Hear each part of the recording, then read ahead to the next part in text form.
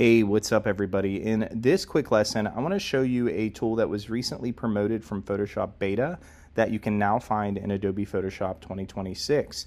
This is the Harmonize tool. And to use this tool, you're going to need two individual layers.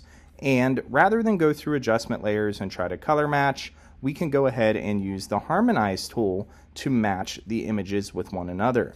Now, this is really easy to use. You're going to want to select the layer that you want to harmonize. Be careful you're not selecting the mask, but once you select that layer, look in your contextual taskbar, click the Harmonize button, and depending on the size of your image or the different circumstances of the two images that it's trying to mesh, this may go really quick or it may take a little longer. So let's give this a minute and let it run its process. And what it's going to do is actually read the lighting, shadows, and highlights of the background scene and give us some options on this Range Rover, and there you have it. So if I cycle through here, I have a lot of different options, but you can kind of see, you can even see the light coming through the back window there.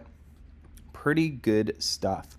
So there you have it. This is the Harmonize tool. Again, a before and after, a really great way to blend images very quickly in Photoshop. I will end with the caveat that it is destructive. So, your best bet is always going to these adjustment layers and going through and ensuring that you have a non-destructive way to edit. But if you're in a really quick pinch and you need to blend something and the adjustment layers, you can't just figure out how to get them to work right, Harmonize tool is the way to go. All right, everybody, I'll catch you in the next lesson.